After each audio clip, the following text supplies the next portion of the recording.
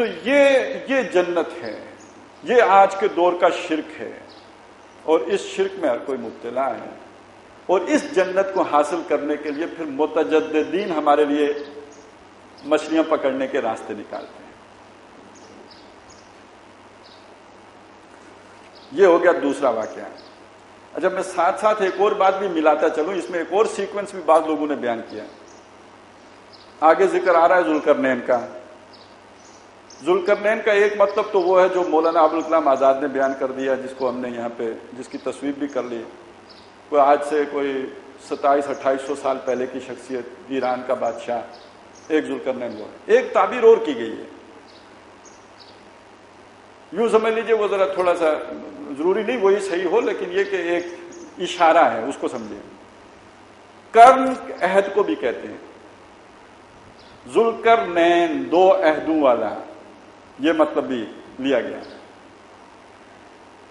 میں اس کو آپ کے سامنے ایک اور انداز میں رکھ رہا ہوں۔ یہ جو ہمارا اسلام ہے، یہ جو ہم نے پڑھا تھا نا، بنی اسرائیل کے 2 عروج 2 زوال، ہماری تاریخ کا بھی ایک عروج وہ ہے جو حضور صلی اللہ علیہ وسلم کے دور میں ہوا ہے، اور اسلام کا دوسرا عروج وہ ہے جو قیامت سے پہلے ہوگا۔ خلافتاً علی منہاج النبوہ کے 2 دور ہیں نا، ذوالقرنین ہو گئے، 2 دور ہو گئے۔ اسلام ذوالقرنین ہے۔ یہ پھر کوئی تفسیر بھی رائے ہو جا رہی ہے تو چلیں گزارا کیجیے، برداشت کیجیے۔ تو یہ ترتیب پھر یوں بنی کہ یہ جب یاجوج ماجوج، ایک دور آئے گا، یوں سمجھے فساد کا دور آئے گا، اسلام نیست و نابود ہو گیا، پستی کا کوئی حد سے گزرنا دیکھے، اسلام کا گر کرنا ابھرنا دیکھے، تو پہلا دور آئے گا اسلام پر اصحاب کہف کا دور۔ اس کے بعد کچھ فقراء اٹھیں گے جو اس مروبیت کے عالم میں وہ دنیا کے جنت کے جو مالک ہوں گے، ان کی آنکھوں میں آنکھیں ڈال کر اسلام کی بات کریں گے۔ اقبال نظر آتا ہے ایسا کہ نہیں نظر آتا ہے؟ حیران کن انداز میں یہ بالکل ایک طرف وہی تیرے زمانے کا امام برحق جو تجھے حاضر و موجود سے بیزار کرے۔ یہ اس دور میں جب لوگ حاضر و موجود ہی کے چکر میں پڑے ہوئے ہوں، تو بالکل ایک وہی انداز ہے۔ تو گویا جیسے وہ باغ والے کا قصہ ہے، ایسے ہی اسلام کی طرف سے کچھ ایسے فقراء اٹھیں گے۔ یہ مجددین کا سلسلہ ہے، یہ احیاء ثانی کے لیے۔ اللہ تعالی ہمیں بھی ان میں شامل کرے، غربا، فقراء، جن کو حضور نے کہا۔ ظاہر ہے آج کے دور میں یہ وہ دور ہے، لیکن اس میں فرق نوٹ کیجئے۔ اصحاب کہف نے پوری جرت کے ساتھ اپنے اس جو نقل ان کے پاس چلی آ رہی تھی، اس کی بنیاد پر اپنی دعوت ٹھوک بجا کے پیش کر دی، بلا کم و کاست، مثبت اور سلبی دونوں انداز میں۔ لیکن یہ جو شخص جو جا کے سمجھا رہا ہے، اس کو اپنی انٹلیکٹ بھی استعمال کرنا پڑے گا۔ یہ دعوت کا کام کر رہے ہیں نا، یہ تو ذرا دوسرا انداز ہے۔ اس کو دلائل بھی دینے ہیں، اس کو ایک فکر بنا کے پیش کرنی ہے۔ یہ ڈائلاگ ہے، محاورہ ہے۔ اس سے آگے پھر کچھ حقائق ہیں کہ جو کچھ شر ہے، کچھ مختلف جیسے حوادث ہیں آج کل ہو رہے ہیں، ان کے بارے میں فرما دیا، بتا دیا۔ موسیٰ اور خضر کا قصہ سنا دیا، اور اس میں یقین رکھنے کی بات یہ ہے کہ اس قصے کا سبق یہ ہے، موسیٰ اور خضر والے قصے کا، کہ بندہ مومن کے لیے خیر ہی خیر ہوتی ہے۔ کشتی کا تختہ اکھڑ گیا، نئی ماڈل کی کار کو ڈنٹ پڑ گیا، بچت ہو گئی، اب چور نہیں لے جائے گا۔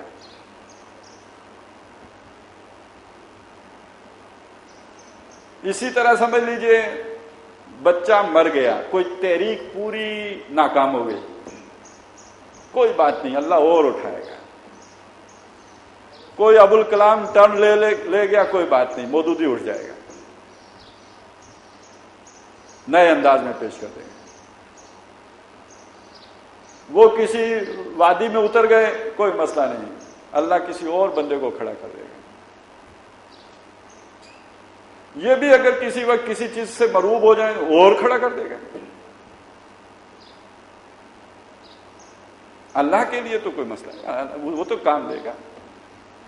دیوار اپنی سیدھی کرواتا ہی رہے گا، دیوار کو گرنے نہیں دے گا، ایک گروہ حق پر قائم رہے گا، وہ دیوار قائم رہے گی، اور پھر دور آ جائے گا ذوالقرنین کا دور، یہ آخری دور ہوگا، وہ جس کی بشارتیں ملی ہیں۔ اب اسلام اصحاب کہف کی صورت میں نہیں ہوگا، اب اسلام پاور میں ہوگا۔ ایک یہ ترتیب بھی ذہن میں رکھیے، جس سیکوینس میں یہ قصے بیان ہوئے ہیں وہی ہمارے دوسرے دور کے ارتقاء کا سیکوینس بھی ہے۔ یہ خضر اور موسیٰ والے قصے میں کچھ تھوڑے چھوٹی چھوٹی چیزیں اور بھی ہیں، وہ بھی نوٹ کر لیجئے۔ ایک تو میں نے آپ کو بتا دیا اس سیکوینس میں، اس میں کہ آپ کو یہ پتا ہو جو بھی واقعہ ہو رہا ہے، بش آ رہا ہے یا پرویز مشرف آ رہا ہے، خیر ہی خیر ہے۔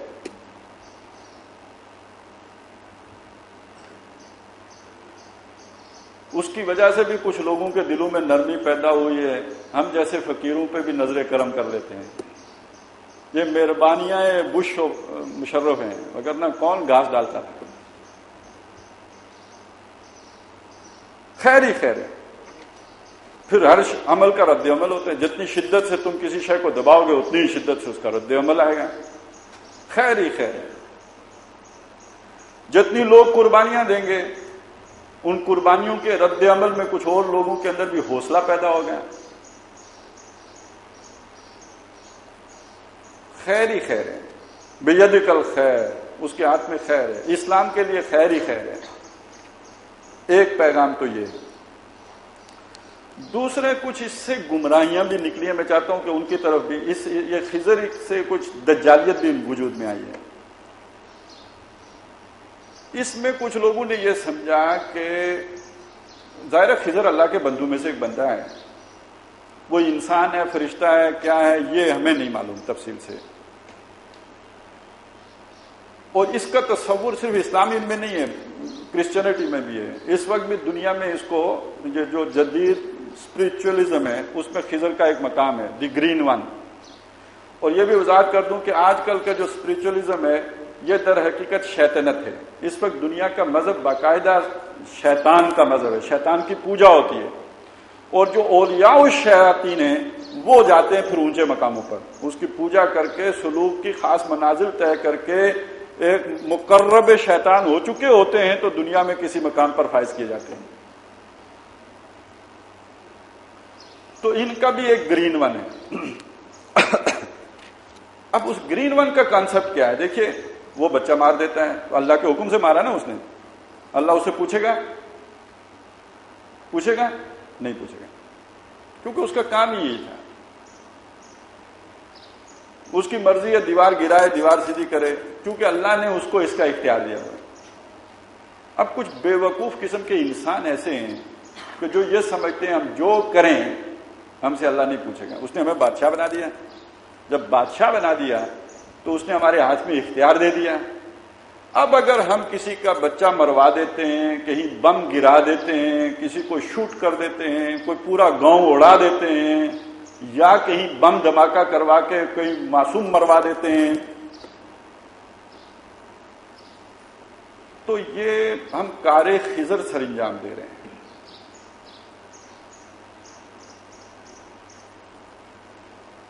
ان معنوں میں جو خضر ہمارے ملکوں میں گزرے، یحییٰ خان خضر نمبر 1،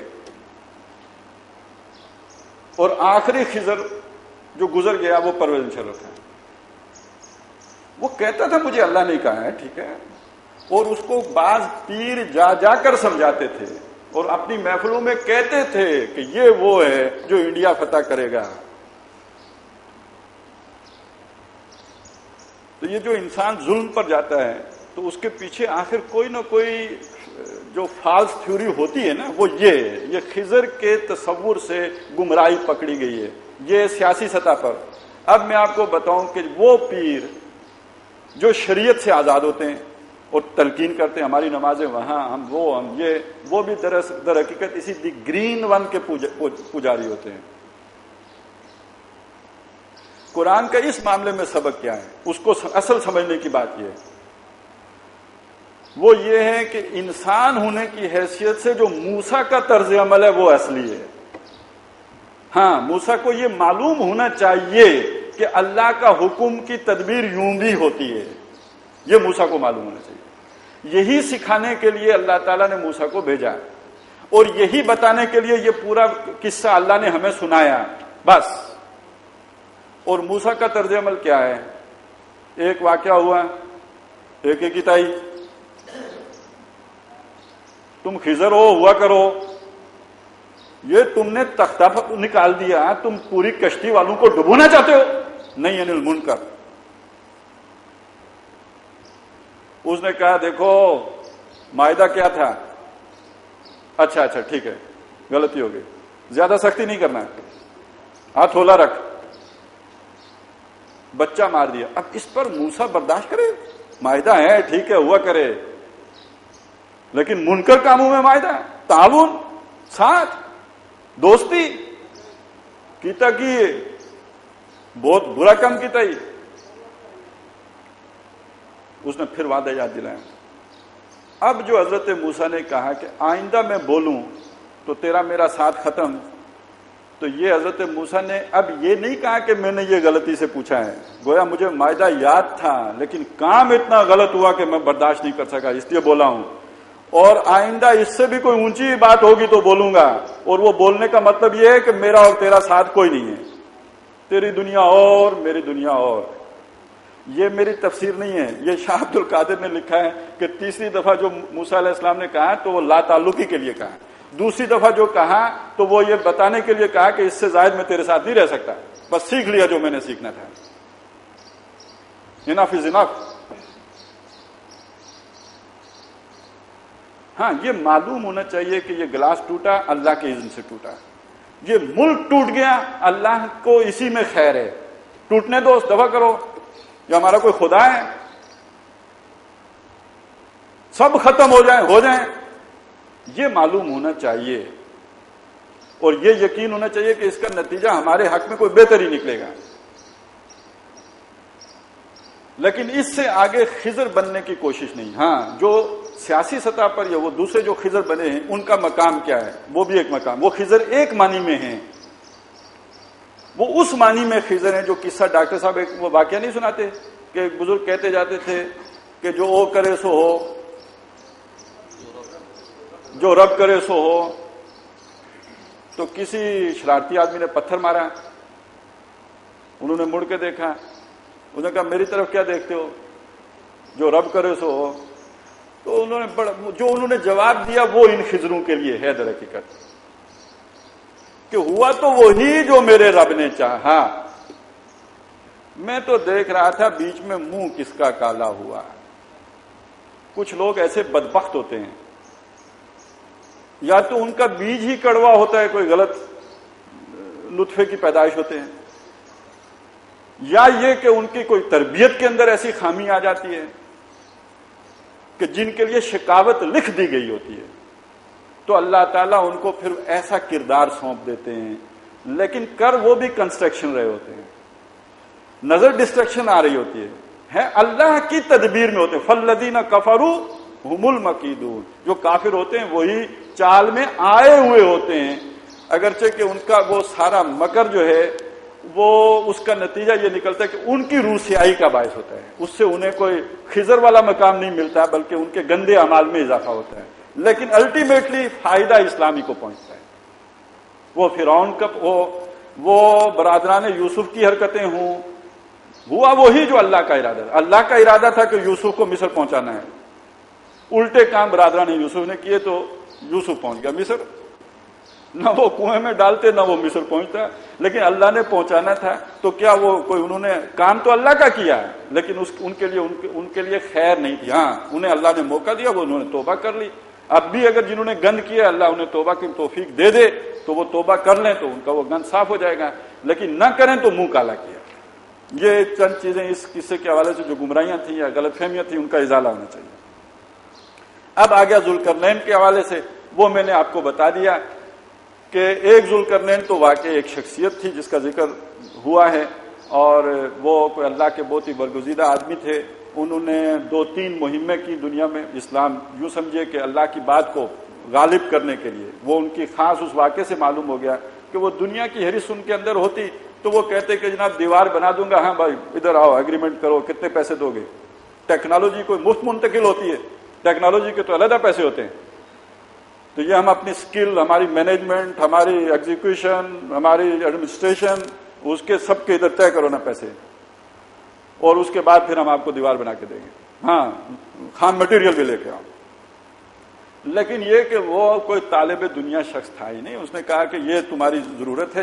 اس نے کوئی دنیا کی وہ بات ہی نہیں کہ اس نے کہا ٹھیک ہے جہاں جتنی میری ضرورت ہے اتنی مدد کرو، باقی یہ کام میں مفت کرنے کے لیے تیار ہوں. تو جو ان کی مہمات تھی وہ در حقیقت اللہ کی زمین پر اللہ کی بات کو نافذ کرنے کے لیے تھی.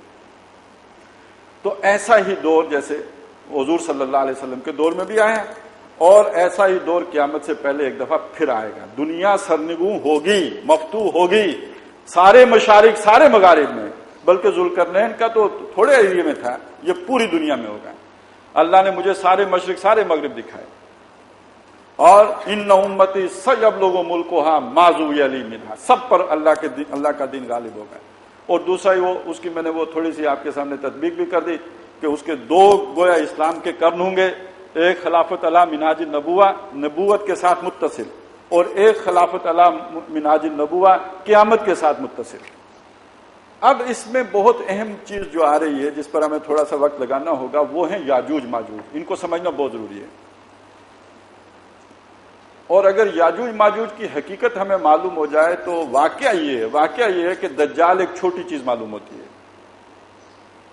ویسے تو مولانا شبیر احمد عثمانی نے لکھا ہے کہ کیا معلوم اسی قوم میں سے کوئی فرد جو ہے وہ دجال ہی بنے گا. لیکن حقیقت یہ ہے کہ جو اتنا کچھ لٹریچر ہمارے پاس ہے اور جید علماء کا ہے، مثلا اس میں مولانا مناظر احسن گیلانی نے جو لکھا ہے، اور مولانا ابو الحسن علی ندوی نے لکھا ہے، مولانا ابوالکلام آزاد نے لکھا ہے یاجوج ماجوج پر، اور اس دور میں عمران حسین نے لکھا ہے. وہ نیٹ پہ آپ کو مل جائے گا، 300 پیجز لکھے ہیں.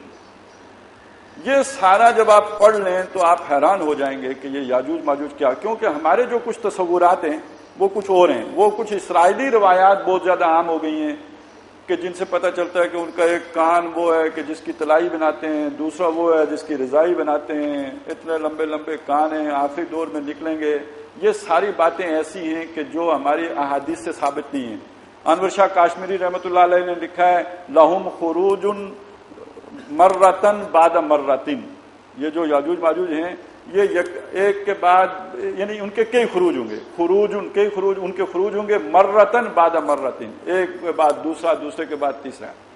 نبی اکرم صلی اللہ علیہ وسلم نے اپنے دور میں فرما دیا آج کے دن یاجوج ماجوج کی دیوار میں سوراخ ہو گیا. اب یہ دیوار کا قصہ بھی بڑا عجیب ہے. ایک طرف تو دیوار ہے لوہے کی جس پر تانبا پڑا ہوا ہے، اور دوسری طرف ہماری روایت جو چیزیں مشہور ہو گئی اس میں وہ چاٹ کر اس کو ڈھا رہے ہیں. ایک تو نقل کے خلاف ہے. قرآن کہتا ہے ذوالقرنین دیوار بنانے کے بعد کہتے ہیں کہ اس دیوار پر نہ وہ چڑھ سکتے ہیں نہ اس میں نقب لگا سکتے ہیں. کمال کی بات ہے، ہم نقب بھی لگوا رہے ہیں اور زبان کو سے چاٹنے کے نتیجے میں لگوا رہے ہیں. تو یہ تو قرآن کے سے ٹکرانے والا تصور ہے. دوسری بات عقل کے خلاف بھی ہے کہ لوہا تو زبان سے چاٹنے کے نتیجے میں نہیں پگھل سکتا نا، وہ تو کوئی اور کام کرو کچھ تو اس کے نتیجے میں سوراخ ہوگا. اس سے چاٹنے سے تو لوہے کو سوراخ نہیں ہوتا. تو یہ جو سارے زبان کو ضرور ہو جائے گا بلکہ گھس جائے گی، ختم ہو جائے گی. تو یہ سارے تصورات اسرائیلیات سے آئے، اور اس کی وجہ یہ ہے کہ بہت سے چونکہ یہ گاگ میگاگ ہے اور یہ تصور بنی اسرائیل کے اندر بھی تھا، اور کچھ جو یہودی عالم بھی بعض ایسے تھے جو مسلمان ہوئے، انہوں نے کوئی بات اپنی طرف سے کہی اپنی روایات کی بنیاد پر، وہ لوگوں نے حدیث سمجھ کے کوٹ کرنا شروع کر دی، اچھے بھلے علماء نے کی. لیکن اس دور میں آ کر اس پر نقد بھی کیا گیا، اس پر باتیں بھی ہوئی. تو اس کے بعد جو نتائج نکلے موٹے موٹے آپ کے سامنے میں رکھ رہا ہوں. ایک بات تو یہ سمجھ لیجئے کہ ان کا خروج یک کے بعد دیگرے ہوگا. دوسرا ان کے اثرات خود حضوری کے دور سے پڑھنے شروع ہو گئے. تیسرا خود بخاری شریف کی 2 روایات ہیں جن سے معلوم ہوتا ہے کہ ان کے نکلنے کے بعد کوئی ایمرجنسی نہیں ہو جائے گی، بلکہ لوگ حج بھی کر رہے ہوں گے، عمرہ بھی کر رہے ہوں گے. ایک روایت میں اتنا ہی ہے. دوسری روایت میں یہ ہے کہ تم عمرہ بھی کرو گے، حج بھی کرو گے اور نخلستان بھی آباد کرو گے. یعنی اب یہ نخلستان سے اندازہ لگائے باغ آدمی کب لگاتا ہے؟ قیامت کے قریب. باغ تو وہی آدمی لگائے گا جسے یہ پتا ہو کہ ابھی کچھ میری اولاد استعمال کرے گی، میں کروں گا. تو گویا یہ کچھ قیامت سے پہلے نکلیں گے. اب وہ پہلے کا مطلب کیا ہے؟ خود حضور صلی اللہ علیہ وسلم قیامت کے پہلے کی بڑی نشانیوں میں سے ایک نشانی ہے، قرب قیامت کی نشانیوں میں سے ایک نشانی ہے. تو پہلے کا یہ مطلب لینا کہ جس دوپہر کو قیامت ہوگی اس سحری کو نکلیں گے، یہ غلط بات ہے، بالکل غلط بات ہے. ان کا نکلنا ایک تو وہ ہے جس کے اثرات حضور کے دور سے پڑھنے شروع ہوئے. دوسرا ایک بہت طویل وہ باندھا ہے چیپٹر مولانا مناظر احسن گیلانی نے، اور تورات سے کے کچھ جو مکاشفات ہیں یوحنا کے، ان کے ذریعے سے یہ ثابت کیا ہے کہ در حقیقت حضور صلی اللہ علیہ وسلم کے 1000 سال کے بعد ان کا نکلنا ہوگا. اور جب اس ٹائم فریم میں ہم دیکھتے ہیں تو یہ وہ دور بنتا ہے جو یورپین اقوام کے اٹھان کا یا جسے احیاء کہتے ہیں وہ دور ہے. اور دوسری طرف جو ان کا وہ نسبی طور پر جو جائزہ لیا گیا ہے اس میں بھی یہی وہ قومیں ہیں کہ جو بنتی ہیں یاجوج ماجوج. اور اس میں خاص طور پر آپ اگر مولانا ابوالکلام آزاد کا پڑھیں تو انہوں نے تو سبھی کو تقریباً بنایا ہے. سیتھینز جو تھے، ایرینز، ہونز، یہ سارے کے سارے یاجوج ماجوج ہیں. البتہ انہوں نے ایک بات بڑی دلچسپ لکھی ہے کہ ان کا جو بنیادی علاقہ ہے یہ منگولوں والا علاقہ ہے. یہ چائنا کے ساتھ جو منگولیا ہے یہ ان کا بنیادی علاقہ ہے. اور جہاں تک وہ دیوار کا تعلق ہے وہ کوکیشیا کے پہاڑوں کی اس طرف بنائی گئی. اس کے بعد یہ سارا پچھلا علاقہ ان کا تھا. یہ اس طرف سے انہوں نے پھر دنیا کی طرف چڑھائیاں شروع کی. بلکہ ان کا کہنا یہ ہے کہ دیواریں چین بھی انہی سے بچنے کے لیے چینیوں نے بنائی تھی، ان کے فساد سے بچنے کے لیے. تو بہرحال یہ یہاں سے نکلتے رہے، دنیا کو برباد کرتے رہے اور واپس چلے جاتے رہے. کبھی کبھی ایسا ہوا کہ نکلے اور آ کے سیٹل ہو گئے، اور اگر زرخیز زمینی علاقے میں یہ سیٹل ہوئے تو رفتہ رفتہ یہ متمدن ہو گئے. یعنی ان کی وہ یاجوجیت والی صفت جاتی رہی. اور ایک بات یہ بھی کہی ہے عمران حسین نے کہ یاجوج ایکٹیو ہے اور ماجوج پیسیو ہے، یعنی اس کے اندر وہ ایکٹیویزم نہیں ہوتا ہے. تو گویا وہ یاجوج سے ماجوج میں کنورٹ ہو گئے. ایک رائے تو یہ کہ 2 بھائیوں کی اولاد ہے، لیکن ایک اس کو یوں بھی تطبیق کی گئی ہے. تو وہ جب اس دنیا میں آ کے سویلائزڈ ہو گئے، متمدن ہو گئے، اور بعد میں جو پھر کبھی کسی یاجوج آتے رہے تو وہ ماجوج بھی ان کی ترک تازیوں کا نشانہ بنتے رہے. تو یہ یاجوج اور ماجوج کا جو بھی گتھم گتھا کیفیت ہے یہ دنیا میں رہی ہے. اور صرف وہ دور ہے جو ابوالکلام بتا رہے ہیں نا کہ سائرس کا دور، یہ بیچ کے 400-500 سال ایسے ہیں کہ جن میں یاجوج ماجوج کی دست درازیوں سے دنیا محفوظ رہی ہے. اب اگر اس کو ذرا آپ پھیلا لیں تو پھر اس کے بعد ایک دیوار وہ ہے جو محمد رسول اللہ نے اس قرآن کی بنیاد پر خلافت علی مناج النبوہ کی صورت میں قائم کر دی تھی. یہ وہ اسپرچول وال تھی کہ جس کے ہوتے ہوئے یاجوج ماجوج کا داخلہ ممکن نہیں تھا. اس دیوار کا دروازہ تھے در حقیقت حضرت عمر رضی اللہ تعالیٰ عنہ، وہ جو فتنوں کو روکنے والے. اور وہی اثرات حضور کے دور سے پڑنے شروع ہوئے. اب وہ خاص سبائی تحریک ہو، دوسرا ہو، یہ در حقیقت اندر خانے سارے یاجوج ماجوج اثرات ہی ہیں. نتیجہ یہ ہوا کہ 1000 سال جب پورے ہو گئے، اب ابلیس پوری طاقت کے ساتھ یاجوج ماجوج کی فوجیں لے کر آیا. اور اس کے بعد پھر انہیں راستہ بھی وہ مل گیا واسکو ڈی گاما والا 1498 میں، round the Cape of Good Hope. تو ادھر سے آ کے، اس لیے کہ ادھر ابھی وہ دیوار کھڑی تھی جو حضور نے قائم کی تھی، اس کی کچھ کھنڈر ابھی باقی تھے سلطنت عثمانیہ کی صورت میں، ادھر سے نہیں آ سکتے تھے. تو ادھر نیچے سے ہو کے آ گئے. اور پھر رفتہ رفتہ ان 400 سالوں میں یعنی وہ مسلمان ممالک پر یاجوج ماجوج چھا گئے. یہ جو مناظر احسن گیلانی صاحب نے اس کی تشریح کی ہے وہ یہ ہے کہ جو حدب کہتے ہیں، جیسے محدب عدسہ ہے، تو دریا پانی میں سے ابری ہوئی جگہ یعنی جزیرہ اور میدانی علاقے، ان تمام علاقوں پر انہوں نے قبضہ کر لیا. ینسلون کا لفظ سورہ یاسین میں بھی آیا ہے. اس کا مطلب صرف اوپر سے نیچے اترنا ہی نہیں بلکہ سریع الحرکت ہونا، دوڑنا، اس معنی میں بھی استعمال ہوتا ہے. تو وہ لوگ قبروں سے نکل کر دوڑیں گے، وہ ینسلون. تو یہ ایک ان کا غلبہ ہوا. اس کے بعد پھر یہ کہ ایک آخری ان کا خروج ہوگا جو حضرت عیسیٰ علیہ السلام کے آنے کے بعد ہوگا. وہ شاید یہ جو رہ گئے ہیں پیچھے انتظار کر رہے ہیں 2020 کا، وہ چائنیز ہوں گے. تو یہ سارا ایک پوری دنیا میں پھیلی ہوئی مخلوق ہے. اور اس میں عمران حسین یہ کہتے ہیں کہ کچھ کنورٹڈ یاجوج ماجوج بھی ہوتے ہیں، یعنی نسلاً تو نہیں ہوتے لیکن یہ کہ کنورٹ ہو جاتے ہیں، وہ کسی اور نسل کے ہیں لیکن خصلتیں وہ اختیار کر لیتے ہیں جو یاجوج ماجوج کی ہیں۔ تو یاجوج ماجوج کی خصلتیں کون سی ہیں؟ قرآن کی نظر میں ایک مفسدون فی الارض ہیں، زمین میں فساد پھیلاتے ہیں۔ اس فساد کا ایک یعنی اگر آپ قرآن کو سامنے رکھ کر دیکھیں تو فساد فی الارض کیا ہے کہ اللہ کے حکم کے مقابلے میں اپنا حکم نافذ کرنا، جسے قرآن فتنہ بھی کہتا ہے، فساد بھی کہتا ہے۔ ایک فساد یہ ہے، ایک فساد وہ ہے کہ جس میں کھیتی تباہ کرنا، نسل تباہ کرنا، وہ جو کچھ بھی کلوننگ ہو رہی ہے اور جینیٹک انجینئرنگ ہو رہی ہے تو وہ کھیتی اور نسل تباہ کرنا، پھر جو سوشل انجینئرنگ ہو رہی ہے یہ گویا اقدار تباہ کرنا۔ تو فساد کے کئی ڈائمنشنز ہیں جن پر بیک وقت عمل ہو رہا ہے، اور یہ جس دور میں بھی آئے ہیں طاقت و تاراج انہوں نے کی۔ ایک ان کی جو خصوصیت بیان ہوئی ہے وہ یہ ہوئی ہے کہ ان کے جو آپس کے تعلقات ہیں وہ موجی ہیں۔ موج کا کیا معاملہ ہوتا ہے؟ پانی میں موج ہوتی ہے، پانی کے باہر نہیں، موج ہے دریا میں، بیرون دریا کچھ نہیں۔ اور بڑی عجیب بات یہ ہوتی ہے کہ موجوں کے آپس کے تعلقات ایسے ہوتے ہیں کہ کوئی موج دوسری موج کے بغیر اپنا وجود نہیں برقرار رکھ سکتی، اور کوئی موج دوسری موج کو برداشت نہیں کرتی۔ ہر موج ایک موج پر سوار ہوتی ہے، لیکن وہ نیچے والی موج اوپر والی موج کی ٹانگیں نہیں کھینچ رہی ہوتی ہے۔ تعلق ہے، یعنی تعلق رکھنا مجبوری ہے، اس کے بغیر اپنا وجود برقرار نہیں رہ سکتا۔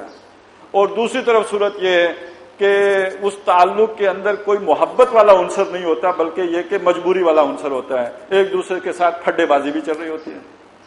ان اقوام کی پوری تاریخ اس سے بری ہوئی ہے، جڑے ہوئے بھی ہیں، کٹے ہوئے بھی ہیں آپس میں۔ یعنی قرآن کے ان الفاظ کی تعبیر ہے کہ تحسبهم جمیعا وقلوبهم شتیٰ، ایون جو ان کے دوست بنتے ہیں وہ ان کی دوستی کی بنیادیں بھی ایسی ہوتی ہیں۔ وہ ان پہ الزام لگا رہے ہوتے ہیں ڈبل گیم، یہ ان پہ لگا رہے ہوتے ہیں پتہ نہیں ہمارے دوستوں کے انڈیا کے دوستوں پہ، ایک بالکل وہ موجی کھچڑی بنی ہوتی ہے۔ اس سے بھی آگے جو ان کی قربت اختیار کر لے اس کے ساتھ بھی یہی ہوتا ہے۔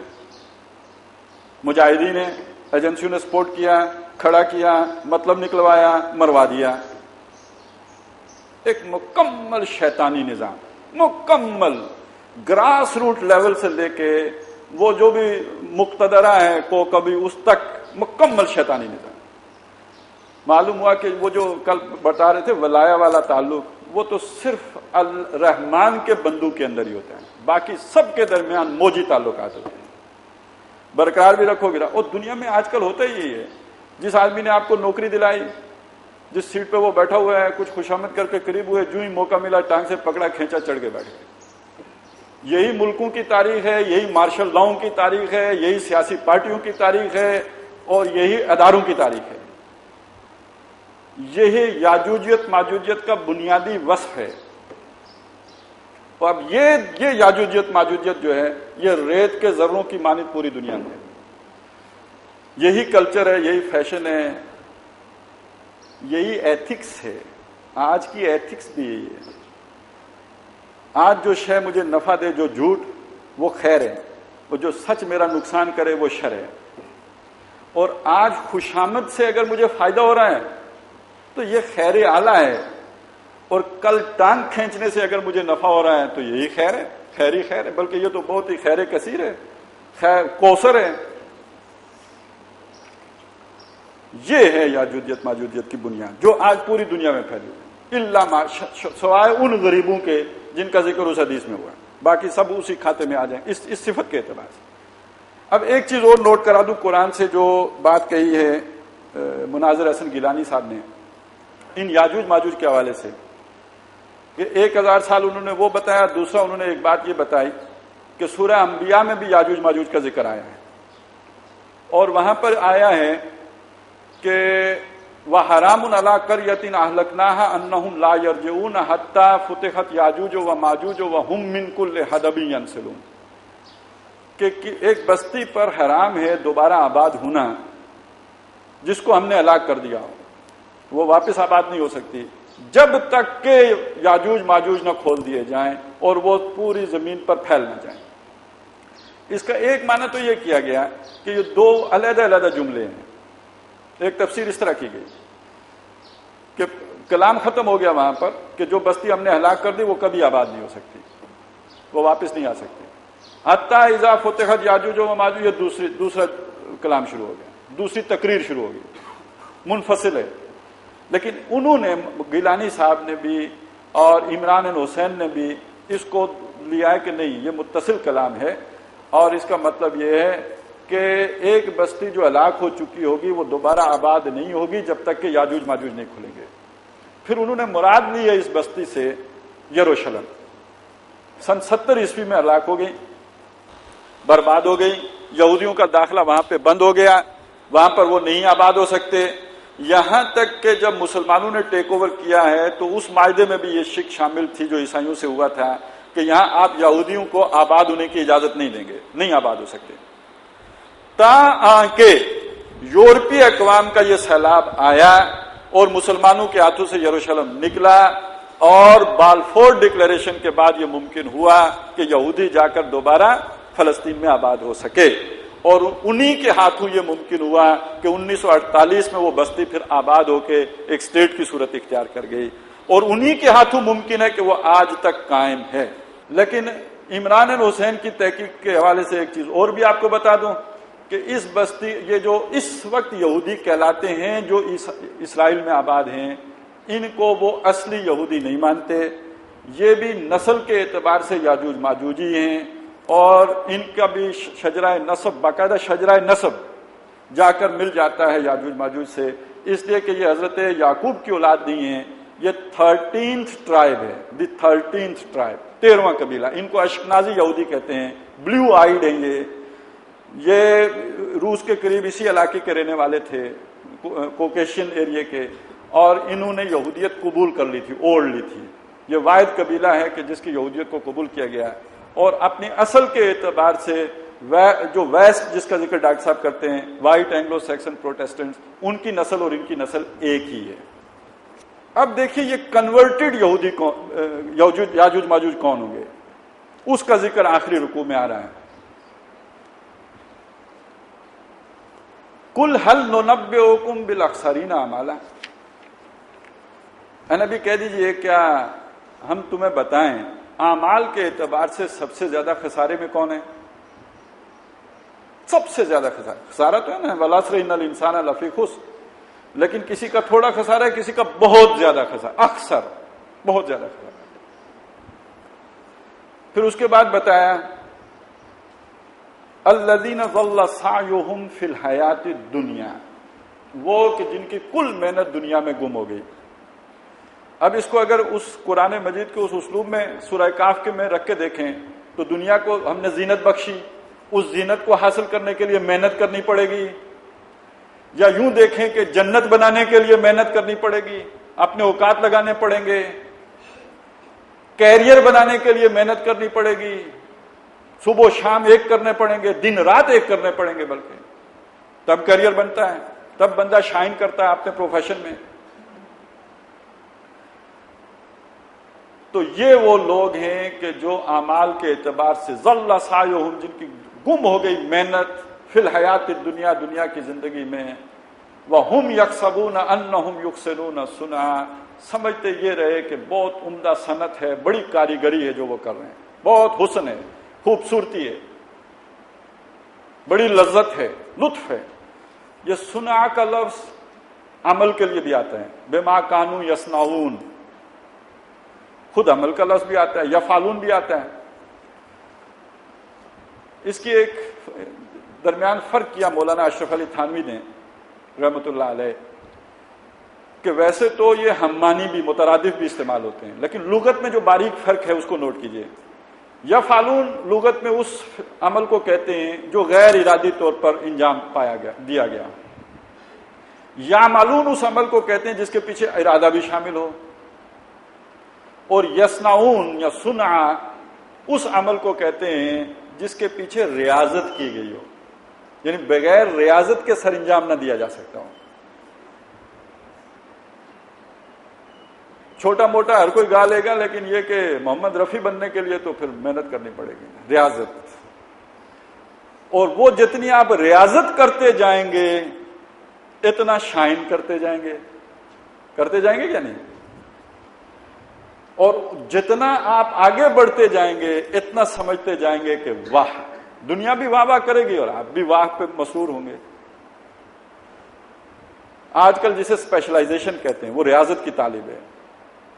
اسپیشلسٹ بننے کے لیے اپنے پروفیشن میں کھبنا پڑتا ہے، بیوی بچوں کا وقت بھی ادھر دینا پڑتا ہے، تو ذلہ سایہم اور کسے کہتے ہیں؟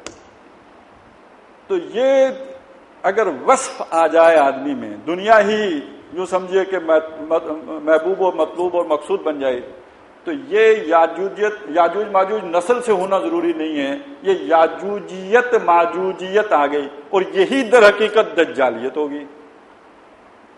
یہاں پہنچ کر دجالیت یاجوجیت ماجوجیت ایک ہو جاتی ہیں، اور اسی سے سمجھ میں آتا ہے کہ دجال کی سب سے بڑی فوجیں وہی ہوں گی جو یاجوج ماجوج ہیں، کیونکہ وہ ایک ہی اصل میں لائن میں آتے ہیں۔ الذین ضل سعیہم فی الحیاۃ الدنیا وہم یحسبون انہم یحسنون صنعا اولئک الذین کفروا بآیات ربہم، ان کے نام جو مرضی ہوں، حال بروک ہوں، بش ہوں، مش ہوں، جو نام ہو، ان پہ کوئی فرق نہیں پڑتا ہے۔ انہوں نے اپنے، اب یہ وہ والا کفر نہیں ہے جس کا فتویٰ ہم کل حاصل کرنے کی کوشش کر رہے تھے، یہ وہ والا کفر ہے جس کا فتویٰ دینے والا دیر نہیں لگائے گا، واللہ سریع الحساب، وہ تو یوں حساب چکتا کرتا ہے۔ تو یہ بے شک اعلان کرتے پھرتے ہو، کتاب کو چومتے ہوں، لیکن یہ کافر ہیں۔ اولئک الذین کفروا بآیات ربہم ولقائہ، آخرت کو بھی نہیں مانتے، یہ دنیا ہی کی جنت کی جستجو میں لگے ہیں۔ آخرت کی جنت کی اگر کوئی فکر ہوئے بھی تو چونگے میں مل گئی تو ٹھیک ہے، وگرنہ کوئی اتنی پرواہ نہیں ہے۔ اس سے زیادہ پرواہ تو اتنی ہے کہ ٹھیک ہے، حرام کی دولت اتنی جمع کی ہے، ایک مزار بھی بنا دیا ہے، یا جو یہ سمجھے عقیدے کے لحاظ سے کہ نہیں مزار بنانا ٹھیک نہیں ہے تو وہ مسجد بنا دیتا ہے، یا عمرہ کر لیتا ہے، یا حج فرما لے گا، یا کوئی اور نیکی کا کھاتا کھول لے گا، لیکن زندگی کا اصل دھارا اسی حیات دنیا کے اندر بہتا رہے گا۔ یہ چھوٹی سی نالی کوئی نکال کر دل کے بہلانے کے لیے کوئی نالی بنا لے گا اور سمجھے گا کہ اس کے نتیجے میں مجھے جنت مل جائے گی، لیکن اللہ کی نگاہ میں یہ کافر ہوئے، یہ آخرت کی ملاقات کے بھی متمنی نہیں۔ وَلِقَائِ، لہذا فَحَبِطَتْ أَعْمَالُهُمْ، تو جو اگر کوئی نیکی کی نالی بنائی ہوئی بھی تھی، کوئی نہر نکالی ہوئی بھی تھی، کوئی اچھے کام کیے ہوئے بھی تھے، وہ سب عقارت چلے گئے، رائگاں چلے گئے۔ اور آپ کو معلوم ہے 2-3 مقامات قرآن مجید کے اور بھی ہیں جس میں اس حقیقت پر روشنی پڑتی ہے، ایسے اعمال پھر اللہ کے ہاں قابل قبول نہیں ہوں گے۔ ذَلِكَ جَزَاؤُهُمْ جَهَنَّمُ فَلَا نُقِيمُ لَهُمْ يَوْمَ الْقِيَامَةِ وَزْنًا، بلکہ ان کا کیا حساب کتاب لینا، ان کے لیے تو ہم ترازو نصب ہی نہیں کریں گے۔ جیسے بے شمار لوگ اللہ تعالیٰ کے فضل و رحمت سے بغیر حساب کتاب کے جنت میں جائیں گے، تو بے شمار لوگ وہ ہوں گے کہ جو بغیر حساب کتاب کے جہنم میں جائیں گے۔ بلکہ ایک روایت میں الفاظ آتے ہیں، اللہ تعالیٰ حضرت آدم سے کہے گا اپنی اولاد میں سے جہنم ہی نکالو۔ اچھا، اس سے ثابت ہوتا ہے کہ یاجوج ماجوج اولاد آدم میں سے، اپنی اولاد میں سے جہنم ہی نکالو۔ تو حضرت آدم پوچھیں گے کتنے؟ تو اللہ فرمائے گا 1000 میں سے 999۔ ارجاء کا عقیدہ اپنی جگہ پہ تو ٹھیک ہے، پر ان حدیثوں کو بھی تو کہیں فٹ کرنا پڑے گا نا۔ اللہ کی رحمت کے بغیر تو کوئی جنت میں نہیں جا سکتا، صحیح بات ہے۔ وہ جو 1000 میں سے ایک جنت میں جائے گا وہ بھی اللہ کی رحمت ہی سے جائے گا، لیکن 999 جہنمی، 1000 میں۔ یہ پوری اگر تاریخ انسانی کی ایوریج یہ ہے تو پھر حساب لگا لیجئے، پھر سمجھ آتی ہے وَالْعَصْرِ إِنَّ الْإِنسَانَ لَفِي خُسْرٍ إِلَّا الَّذِينَ آمَنُوا وَعَمِلُوا الصَّالِحَاتِ۔ اب اللہ کی سمجھ آئی نا، 1000 میں سے ایک۔ اور ایک دوسری روایت میں پتہ چلتا ہے یہی یاجوج ماجوج ہوں گے، یعنی جو جہنمی ہوں گے وہی یاجوج ماجوج ہیں۔ وہ ان میں سے کوئی نسب کے اعتبار سے یاجوج ماجوج ہوں گے، اور کوئی اپنی عادت شریفہ کے اعتبار سے یاجوج ماجوج ہوں گے۔ ذالک جزاؤہم جہنم، اور یہ جہنم ان کی جزا ہے۔ یہ اللہ کا ظلم نہیں ہے، یہ کوئی زیادتی نہیں ہے، اصل میں جو ان کی عادتیں ہیں اس کے سوا ان کے لیے کوئی اور جگہ ہو ہی نہیں سکتی۔ اب ایک شخص کا معاملہ یہ ہے کہ اسے بے حیائی پسند ہے، اس کی لت پڑ گئی ہے، اس کو یوں سمجھیے کہ مولوی دیکھ کے اسے چڑ ہوتی ہے جی، دیکھتے ہی مولوی اس پہ ایک ناگواری آ جاتی ہے، اور برقع دیکھ کے تو اس کی تو کیا پوچھتے ہیں ابوسن کم تریرا. اب اس کو آپ جنت میں لے جائیں تو اس کو تو مصیبت میں ڈال دیا آپ نے. ذالک جزاؤہم جہنم، اس کے سوا ان کی کوئی جزا ہے ہی نہیں، اسی قابل ہیں کہ جہنم میں جائیں. دنیا میں بھی لڑتے رہے، وہاں بھی لڑتے رہیں گے. واتخذوا آیاتی ورسلی ہزوا، اور یہی وہ تھے جنہوں نے میری آیات کو بھی اور رسولوں کو بھی مذاق بنایا تھا. یعنی ان کی ایسی توجیہات کرنا، یہ جو آپ کل سن رہے تھے وہ مذاق لگ رہا تھا یا نہیں لگ رہا تھا؟ اللہ کے کلام کے ساتھ یہ گستاخیاں، اس طرح کی توجیہات کرنا، یہ ہے مذاق یا نہیں مذاق؟ ایک تو یہ نا ان کو ان کا ڈیو ریسپیکٹ نہ دینا، وزن نہ دینا، ان کو چھوڑ، وہ بھی مذاق ہے. لیکن اس سے بڑا مذاق، زیادہ سیریس مذاق یہ ہے کہ ان کی اس طرح کی جو ہے وہ توجیہات کرنا، خرافات جو ہے لوگوں کے سامنے پیش کرنا. تو یہ تو بہت بڑا مذاق ہے جو ہو رہا ہو. اس کے برعکس ان الذین آمنوا وعملوا الصالحات، یہ وہ جو بشارت ہے جو شروع میں دی گئی تھی، اب اس کی وہ تفصیل آ گئی کہ جو ایمان لائیں گے اور پھر وہ عمل صالح کا میں اب یہاں پہ ترجمہ کرنے پر مجبور ہوں. جیسے اصحاب کہف نے عمل صالح کیا ہے، جیسے اس اللہ کے بندے نے اپنے دولت مند غنی دوست کے مقابلے میں بغیر مرعوب ہوئے اپنی دعوت جو ہے پوری جرت رندانہ کے ساتھ پیش کی، وہ عمل صالح. اذکار بھی ہیں اور عبادات بھی ہیں، خصوصی اللہ سے تعلق کے اوقات بھی ہیں، سب ہے. لیکن اصل جو محنت ہے وہ تو یہ ہے. تو جنہوں نے یہ محنتیں کی ہیں ان کے لیے تو وہ باغات ہوں گے، جنات الفردوس نزلا.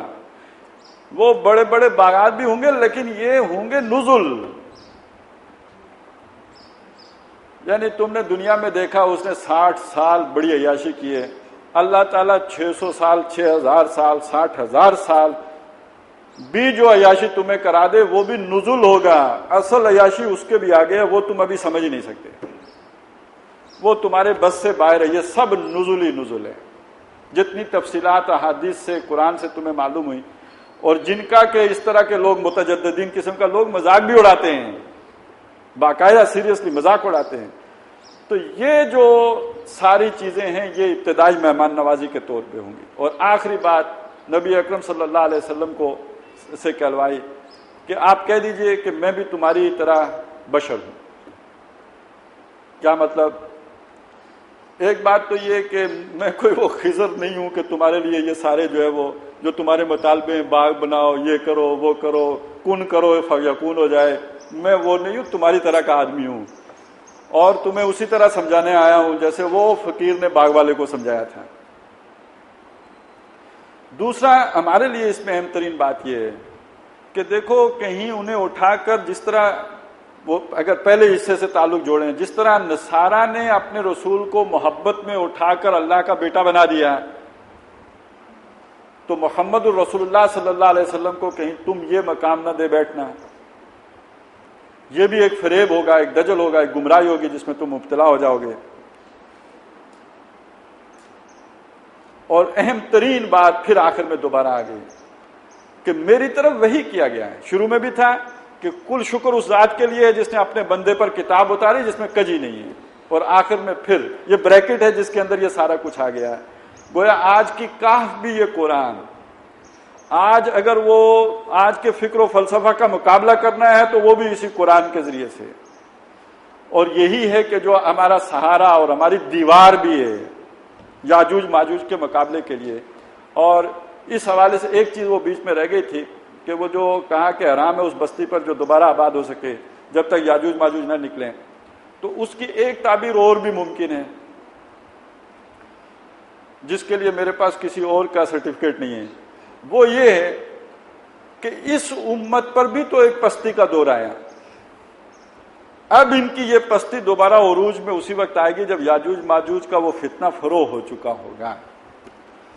وہ نکلیں گے اور ان کا کلا کما ہو چکا ہوگا اللہ کے ذریعے سے. اس کے بعد پھر دوبارہ جو ہے وہ پوری دنیا پر وہ گویا اللہ کا دین آباد. اب صرف ایک ہی بستی میں نہیں، یہ پوری بستی جو گلوبل ولیج بن چکی ہوگی اس پر ایک ہی آرڈر نافذ ہو جائے گا، ذوالقرنینی آرڈر. وہ یاجوجی ماجوجی آرڈر نہیں ہے، ذوالقرنین والا آرڈر اس میں نافذ، جس میں اصلاح ہے، فساد نہیں ہے. اللہ تعالیٰ اس کے لیے ہمیں کام کرنے کی توفیق عطا فرمائے۔ اب یہ اپنے اپنے مزاج کی بات ہے کہ کوئی اصحاب کاف کی صورت میں کرتا ہے، اس فقیر کی صورت میں محاورے کے انداز میں کرتا ہے، یا ذوالقرنین کے انداز میں کرتا ہے۔ لیکن ہم نے جس تحریک میں شمولیت اختیار کی ہے، اچھی طرح نوٹ کر لیجئے، اس میں مواجہہ ہے۔ ہم نے اصحاب کاف والی تحریک میں اختیار نہیں کیا ہے، وہ اس کا موقع ہے، کسی کا مزاج وہ ہے، اس میں چلا جا سکتا ہے، لیکن ہم نے وہ تحریک اختیار کی ہے جو فیس کرتی ہے، تعرض کرتی ہے، جو جا کے ڈائلاگ کرتی ہے، اور آگے بڑھ کر جس کے اہداف میں ہے کہ وہ ذوالقرنین کی منزل حاصل کرے۔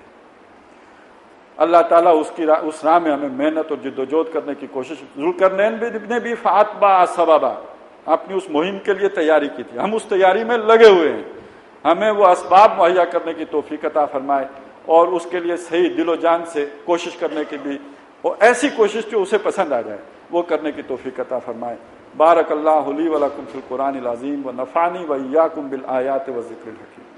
گناہوں کی عادت چھڑا میرے مولا، گناہوں کی عادت چھڑا میرے مولا، مجھے نیک انسان بنا میرے